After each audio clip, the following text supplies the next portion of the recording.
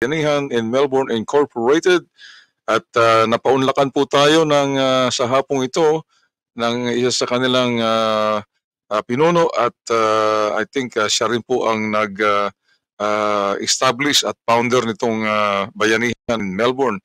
So i-welcome po natin ating kabarangay, kabayan at kapinoy, Miss Bercy Tamblin. Ayan.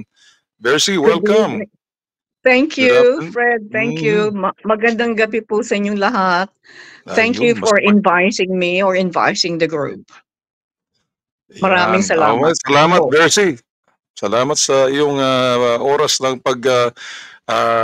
join us this afternoon. At itong noong bata pa ako, isa ito sa mga buena manong event natin for this month. At alam mo naman na marami tayong sunod-sunod na mga pagdiriwang ng ating Philippine Independence Day, 126th Independence Day.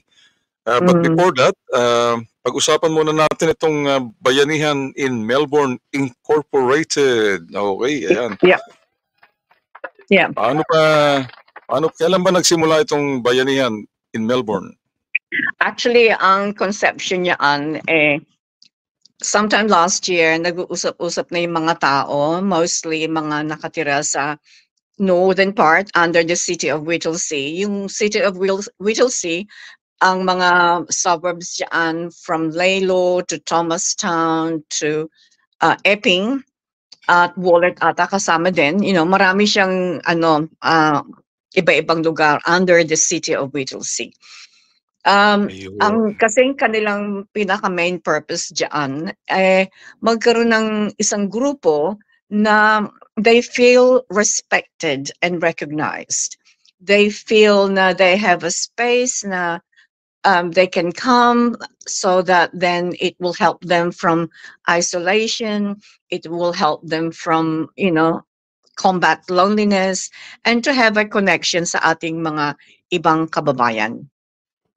Ayun, okay, napakagandang mithiin, Bercy, at kailangan natin yan dahil hindi lang naman po maaring paglingkuran yan ng iba't ibang mga organisasyon natin dahil nga sa layo ng bawat suburbs natin dito ay kinakailangan natin na localized ang ating mga grupo, mga organization, di ba? So kailan nagsimula? Kailan nyo na-establish September. I think September last year nung I see. Ini-register yan ng mga ilang tao na sila ngayon mga officers din ng executive committee. Pagkatapos niyan, nag-ano sila na sino ang magiging presidente natin. Yan ang pinag-anuhan nila, nag-usapan at actually they prayed, sabi nila sa akin, prayed so much na they will be given the right person to lead them. Napunta ngayon sa akin na which is such an honor and privilege, to be honest.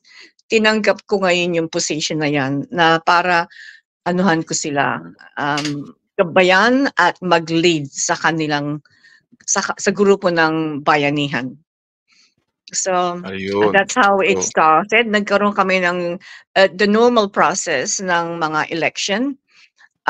Meron kaming, of course, bylaws and everything. It's properly organized association. Kanya nga naka-register kami and we cannot do away from something na hindi governed properly because it's under register, kanya nga incorporated, and at the same time we're registered under the city of Whittlesea. Ayun, so yan ang start pala niyan, ha. So but relatively brand new ang Bayanihan in Melbourne. So yes. So far, itong event nyo sa June 8, is this going to be the first major event na gagawin ng Bayanihan?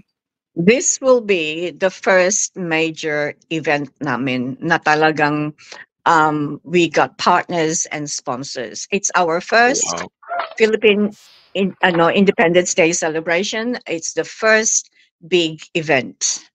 Wow, ang okay. itong Independence Day na 'to. And, you know, when we were planning it, kasi ano yan we were asked the whole activities of Bayanihan for the whole year, um, we submitted it to the City of Whittlesea under the Positive Aging Group kasi kailangan nila ng makita ano ba mga activities niyo, ano ang inyong gagawin, how are you different from others. So, pinlano Ayun. na ngayon lahat ng activities. And thinking about Philippine independence, nag-usap-usap kami, meeting kami na how can we make it different from just mere celebrating Independence Day. So we decided to take the nostalgic path, going back to our younger years, growing up back in the Philippines. Kanya noong bata pa ako, meron pa ngang kasunod yun kakanin at mga laro. Ayun, naku. Napakaganda palamitiin. Talagang yung mga dadalo ba dito garantisadong magtitiling bata sila pagka dumalo sila rito? Oh yes, I think so. Kasi ano, may mga pagpasok nila, hopefully mafi-feel na nila ang sense of festivity and enjoyment kasi siyempre, magde-decorate kami ng space namin, ng hall. And also at the same time, may mga activities kami na where attendees can actually join kasi magbibigay ng premyo, but they have Mhm. to look around dahil may mga nakapastel kami sa wall na may mga Ah, may mga istorya ng mga miyembro namin nung sila yung para it's in English we call it the narrative. What's your narrative? So we will have different narratives posted on the walls ng mga miyembro ayun. namin at saka may mga litrato yun. Ngayon may mga questions kami, bibigyan ko na ng hint yung mga ibang tao na magko-question kami na involve ang attendees and then we will give prizes kung sino yung Ang mananalo. audience, oo. Oh, Yung that's audience, good, yeah. that's good. Ayun. So, banggitin mo naman yung mga core founders and officers nitong grupo na 'to at alam natin nakikinig ngayon sila diyan, sila Connie, nakikinig Mm, ngayon diyan, mm. si Well, Panji, ayan. Connie is one of them, definitely, and definitely the vice president, si Maria Ninette Incol. Ang dalawa na naging parang pasimuno at sino pa ba? At ngayon si Vanji, isa sa mga naging Vanji is actually um, treasurer namin at Aha, saka yep. may mga ibang miyembro kami na they may not be officers, they may not be members of the executive committee, but they are the incognito power. That's what I call incognito power. Na Behind the scene, backbone. behind the scene, Yeah, you don't see them, but they're mm. there, and they are Kaya like the power that moves itong grupo namin. And they're there, wow. you know. Mm. Okay, so we will meet them, hopefully ma-meet natin Mm. lahat sila sa Sa 8. June 8 which is a Mm. Saturday, right? Mm. Yes, it is Saturday at dahil sa Ayun. mga seniors nga kami, so mag-uumpisa ng 10:30, matatapos ng mga Mhm. 2:00, mga Wow, 2:00. tamang-tama, tamang-tama 'yan. Tamang-tama 'yan oras talaga ng mga ano 'yan, pang young ones 'yan, mhm. Yeah, 'Pag young yeah. ones, ano naman ang may mga stalls naman ng pagkain do'n sa loob? Yeah, merong may mga stalls na can I mention some of them or? Yeah, sure, no Yeah, problem. Wala okay. tayong we're not a commercial radio station, so pwede silang Oh, all i-mention right. 'yan. Well, Mm. isa sa mga magbibigay is I will just randomly mention Opo, marami kaming mga sponsors na nagbigay ng mga iba't ibang klaseng pagkain which is Hmm. kasi kami, the truth is wala kaming masyadong naging funding kanya ang tulong ng mga tao sa amin yung mga In pagkain nga. kind.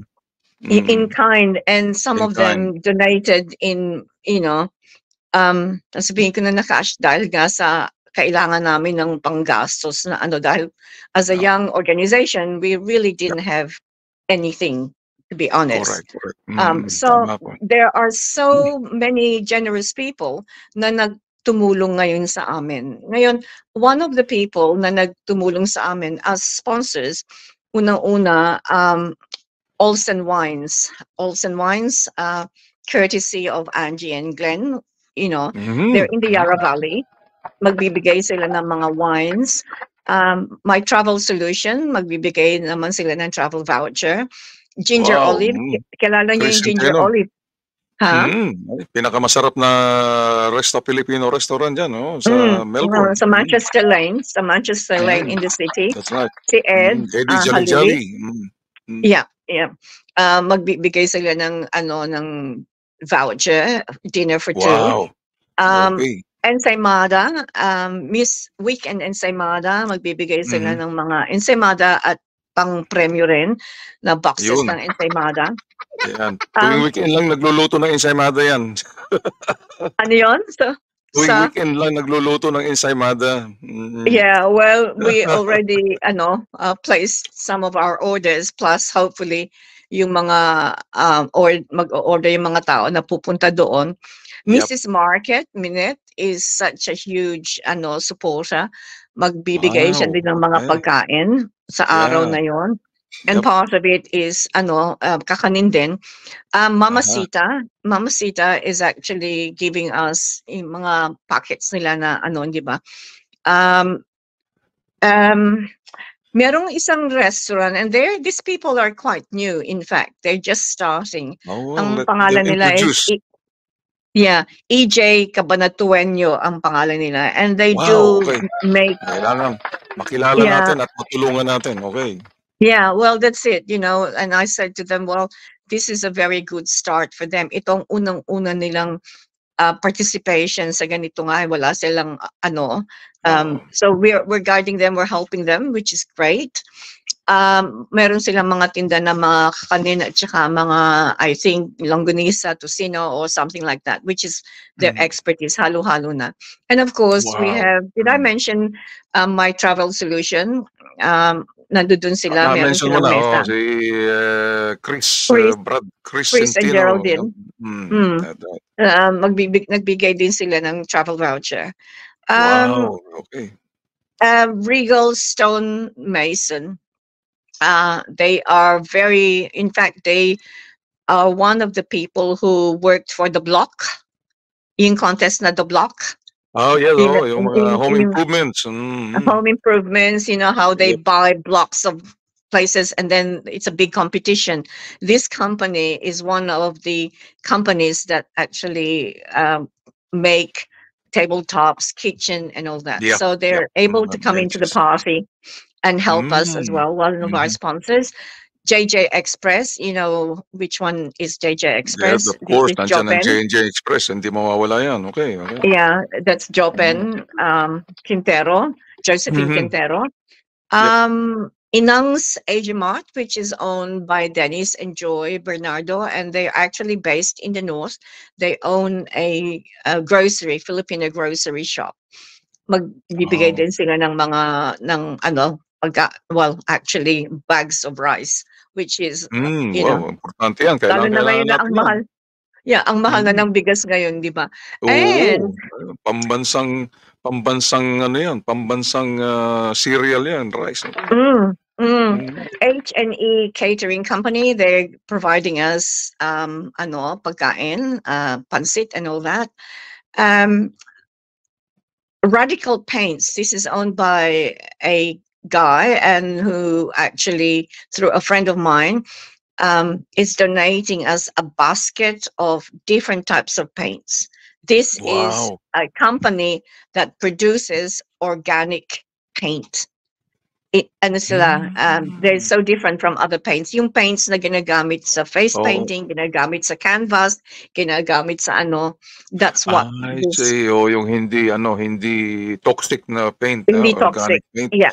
Wow. So it's and of course, SD Property Consulting, they were, they donated money to us to help us purchase the things that we need. That's So, right. inaano ko lang na and people are asking, sometimes I think, minsan sa umpisa medyo mabagal, nung bandang Yeah. malapit na, ang dami na ngayong Ang dami ng, gustong humabol, yeah. pumasok, That's okay, yeah, yep, yep. humabol. And Nag-snowball, unfortunately, yeah, mm. exactly. Lalo na yung di ba kasi ina-advertise namin, ilang beses ko hindi naman ako techno savvy, Fred, I made all the posters and everything. So, ang ano ko lang na siguro, kung may hahabol na iba, and it depends on the decision of the committee, hindi ko na mapapublish dun sa aming Okay lang yan. No dahil problem. full na siya. Meron bang Bercy, meron bang pambansang ulam? Ayan, alam mo na yung pambansang ulam, yung may crackling na balat, ha? Naku. Oh, boy. Oh, Of that's a course. good question. Baka So, meron tayong pahabol. yes. Sana kami magpahabol dyan, ha? Yung pananawagan natin sa mga litsonero ng barangay, okay? Ayan, Yeah, ha? yeah, yeah. Baka meron Naku. pahabol na kasi hindi namin yan. Maaaring Aawitan tayo, crackling. marami dyan. Yung crackling na maliit, yung chicharon, but not the usual. Not the whole lechon, not the whole pig. But anyway, balik tayo doon sa mga nais nating itanong sa iyo. Itong ano pa bang mga ibang activities nyo after this Independence Day event? Ano pang mga ibang activities na lined up ng bayanihan in Melbourne? Yan. Fred, before i-mention ko lang yung partners quickly, kasi may mga Okay, sige, partners sige. kami. Kamukha yung, 92.3 Triple Z, SBS, Philippine Times. Triple Z, yeah, wow. Yeah, Kompleto, motivationally, kasi si Lee ang magiging aming host, pinaka-host. Of course, Si Lee our ang consulate. MC. Si Lee. Wow. Lee Montajes is our host. So siya ang mag-MC and all that. And then Yep. KYAD Photography. They're professional photographers na they're doing it, for free for us dahil nga they're trying to help us. And gratis. yeah, and I believe they're really good. KYAD or KYAD Photography. Yes, so, exactly. yun ang aming mga partners. Ang question mo ngayon, music. Sinong magpo-provide ng music natin dyan? Oh, that's a good question. Meron kaming band. Meron kaming band. Live band, huh? Kasi these people have been in groups together. In fact, a lot of them have been performing for quite some time. Kanya lang things change in life. Yung iba nag-separate, especially during COVID time. But ilan lang sila, but we have the band. We have music. Importante is live sila, live band. May singer, may drummer, may gitarista. That's okay. Yeah, may gitarista. Mapapakinggan natin yan, okay? Kasi ang kakantahin mga parang not kundi, may mga Tagalog songs natin. Tagalog songs, mga OPMs. Yeah. We will be singing Tagalog songs. Ano nga ba yung question mo kanina? Garantisadong merong may sayawan, magyugyugan dyan. Pwede magyugyugan. Pwede magsayawan. What was the question earlier, Fred? Nakalimutan ko. Ano pa mga forthcoming activities na naka-line up ng bayanihan in Melbourne? Well, this is quite a big event and so involved. Actually, for the month of July, I'm not sure whether we will make it Christmas. July, August. We were thinking of Christmas in July. In July, yes. Kasi siya malamig, di ba? With the theme of the snow and everything. And we would like to, the thinking behind this is to make it, well, I'm actually months ago, I started last month, I was looking around for the jazz group, jazz music. Jazz music. Jazz music. Ang aming ang team. We're thinking. Yeah.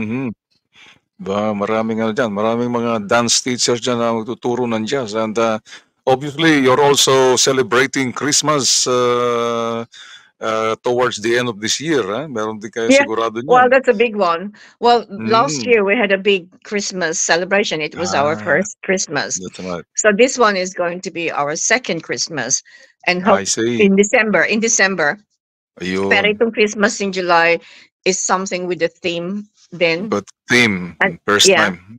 yeah, and we're hoping we'll see what happens dahil nga this one has been so involved itong Yeah. Mm. ano nung bata pa ako. Kanya we'll see whether we can gather the energy again to ano put up something special for Christmas in July. And obviously, come September, may first anniversary ninyo. Wow, okay. Time, 1 year, time plus. yeah, Of course, anniversary. merong ano Yeah. yan. May anniversary event sigurado yan. Ang BIMI, ha? Okay. Yes, yeah. And in our mga event kamukha yung swearing in, or we call it installation ceremony ng mga officers. Yes. We always get our local council involved. Alam Yep, nila of course. kasi every Oo, time yun may mga activity kami ng mga ganito, invited sila. Yeah. They may not necessarily come, but they know exactly what's happening. Okay, that's good. Sigurado yan. You have to connect with the local councils, kasi you're located in that city of Whittlesea. yeah, that's right. Whittlesea. Whittlesea. Yeah. Okay. Now, ngayon, this is the $64 question. How many members can you count up roughly? Na in your books, ayun. Tinanong ako yan the other day, and I Yeah. said mga 70 to 80. Oh, that's a lot, no? That's Mga good. 70 to 80. Of course, they may not all necessarily be active. When we Yes. talk about membership, we talk about ilan yung mga naka-register. Kasi meron kaming registration. Yeah, Okay? of course. Mga Yeah. naka-registration sila, nagbayad sila ng fees nila and all that. And of course, Yeah. when they pay that, that's good for 1 year. Okay? Mm. So based on that statistics, mga 70 to 80. Okay. And speaking of annual dues, magkano naman ang annual dues ng BIMI to join I think it? $10 last time. So Oh, maybe okay. it will be 15 by the time na magre-renew. Yeah. Look. Ayos. Naku, bariya-bariya lang $10 pala. last year. Loose change per person. Per person, yeah. Yeah. Ah, For 1 okay. year. Yeah. Oh, that's And good. So it just helps us with a bit of, parang housekeeping expenses and all yeah, that. of course. No Yeah. organization can exist without yung tawag dito, outgoings and financial support. Ayan. So that's good, Bercy. So you basically covered all the necessary details for a community organization to keep on running. Huh? That's good. We are hoping na because the group itself is not, sabi ko nga, it's not just Filipino group, okay? Yeah. We are open to everyone, and we have members who are non-Filipinos. Non-Filipinos, of course. Yeah. So we are multilinguistic. Kumbaga sa tinatanggap namin from 50 years old and above. So that, Oh, right. Okay. I think it's very important na we remain multicultural and very inclusive, not exclusive. Yeah, that's good. embracing everyone. Embrace everyone. That's right. Wow. Kaya kami that's good. iba-iba, and I just hope in the future na mas maraming mga non-Filipinos na mag-join. That's my That's right. intention. Kasi the more na we are mixed, the more na we learn from each other. And I'm very big in learning. I am so big. I think we continue on. We have to be current. Current meaning we have to know what's happening and know. Computer is very challenging. I must say, technology is very challenging, but we have to force ourselves Hindi ka to be nag-iisa. current. Hindi ka nag-iisa dyan. Yeah. That's Kaya right. nga, sabi ko, we should, ang aming aim they know this na yeah, we do dance, yeah, we do singing, but what's an important part of the group is to continuously learn. Meron kaming Wow. mga ano, and we go with the time. We have International Women's Week. We celebrated that. Wow, Um, importante yan, oo. yeah, we always go with that because I think it's important to be in line with what's happening in the environment. Yeah. Um, Mm, importante, importante. that's right. And also, Also, yeah, yeah, maraming mga ano, World Environment Day, meron din yan. yeah, Yan. yeah, yeah. At saka, Maraming, ang mga members namin, besides na yung aming group activity, uma-attend sila within the local community under the city of Whittlesea ng mga different talks, ng mga different wow. trainings. Like Okay. dementia is one of them. That's Dementia. good. Mga services to the Mm, senior group. That's right. To mm, the young mm. ones. Yeah. Yeah. Okay. And we will Okay. slowly tackle different topics kasi ano, it's important na yung mga miyembro aware sila ng mga nangyayari at saka malaman nila na kung may mga problema, may mga tulong ang ano community at ang lalo na ang gobyerno ng Australia. Australian government is Right. very good in a lot of ways. Yeah. That's right. Okay. Now, final question, Versi, before magpaalam tayo.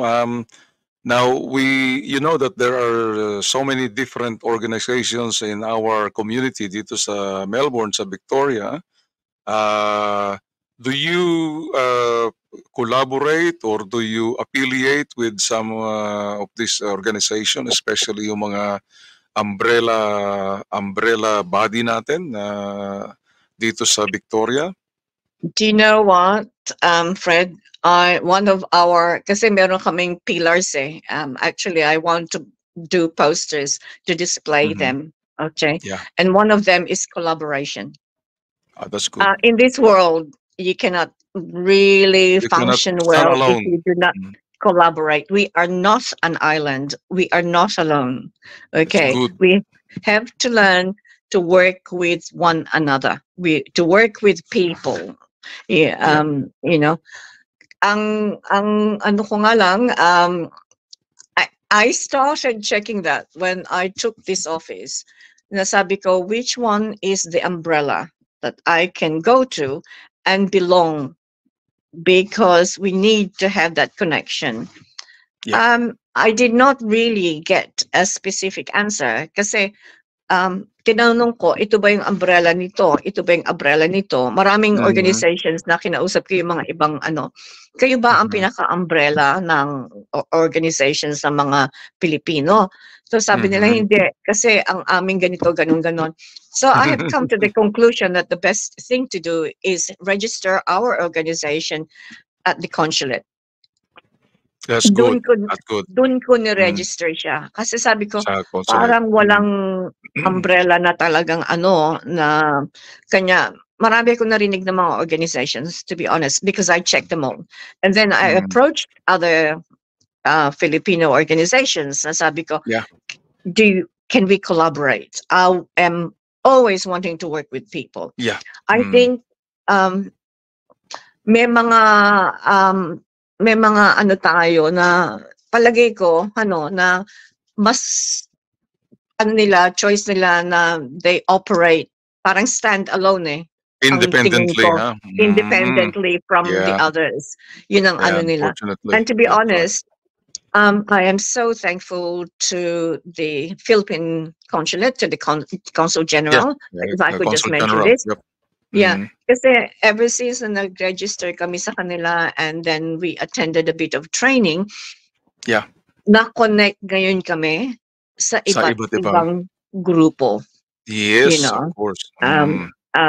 Like you, you know, Of this is course, doon how tayo we got doon tayo connected. nag-meet Mm, sa isang mm. workshop at the Philippine Consulate General's office, yeah. Yeah. So, Okay. and for me, that's ultimately the aim na malaman ko kung sino yung mga ibang organization. And because of that connection, nag-uusap-usap na nga kausap ko na yung iba na are we going to establish an event, you know. So it will happen, I think, you know, mangyayari din. Yeah. Yeah. Mm. Okay, final word, classmate Bercy, I call you classmate at mag-classmate tayo sa isang workshop. So, Sa workshop, yeah. so final word, imbitahin mo yung mga, especially yung mga malapit dyan sa city of Whittlesea, ayan, at para alam nila ang what's going on at what's happening. Ang masasabi ko lang po sa ating mga kababayan, lalo na yung mga nakatira under the city of Whittlesea, yung Epping na yan, Thomastown, Laylo, maraming na kung kayo po ay nandoon, iniimbitahan ko po kayo, unang-una na umattend ng aming Philippine Independence Day celebration. Dahil po makikita ninyo na itong celebration na to kakaiba, at lahat kami po na miyembro, lalo na yung mga officials, talagang nagtrabaho ng gusto para ma-create itong celebration na to na something so different po. At ang isa pa po, iniimbitahan ko kayo na mag-join sa aming grupo dahil sa ang grupo po namin talagang nagpupursige na mag-create ng isang grupo na kakaiba. Yan ang tinanong sa akin ng City of Whittlesea. Paano ka? Maraming mga grupo, sabi sa akin ganun. Paano kayo naiiba? Sabi ko, we, definitely, you just have to look at, yeah. How are you different from other community organizations? Yeah, yan ang tanong nila, no? Yan ang tanong nila sa amin. Ang sabi ko, well, it's the underlying principles and management of the group. Ang aming mga activities is not just purely na, I know connection, is very important, but it's a holistic approach. Ano yung holistic approach? Hindi lang yung physical. It's actually physical, emotional, and especially the mind. I'm very big on the mind kasi ang mind natin ang nagpapatakbo ng ating ultimately ng buhay natin . Kung ang mind natin is set properly, ang body natin will follow easily di ba? Pag ang mind natin is not properly set at magulo ang lalabasan ng buhay natin. Meron ngang kasabihan na which I basically wrote na your thoughts will take you to your destination. Kanya yung thoughts is mind. Kaya importante na ang mind, kaya ang aming approach is holistic. Definitely. And of course the mind is led by the heart. Ayan. Yes. That's right. Yep. That's definitely. Right. Kanya hindi lang po puro dance and singing or physical, kailangan po ibabalance din yung pag-aaral, yung matutuhan, kamukha nga yung mga lecture. Kaya kanya nga inaano namin yung anong current event. International Women's Day, Dementia Week, Heart Week, or whatever. Incorporated ngayon yun. Yeah. Okay, now, last question. Meron ditong QR code sa invitation ninyo. Does everyone have to register dito sa QR code na ito to be able to attend? Opo, kailangan mag-register. Ang isang importante po ng registration, meron pong bayad na $25 ang isang adult. Okay, that's okay. Ang importante po na magre-register kasi makakasama sila sa door prizes. At saka ang pagkain po kasama ang pagkain, kasama ang meron silang chance na manalo ng door prizes. Wow, Yun ang importante po na magre-register. So if they register, meron kasama ng food at saka door prizes doon.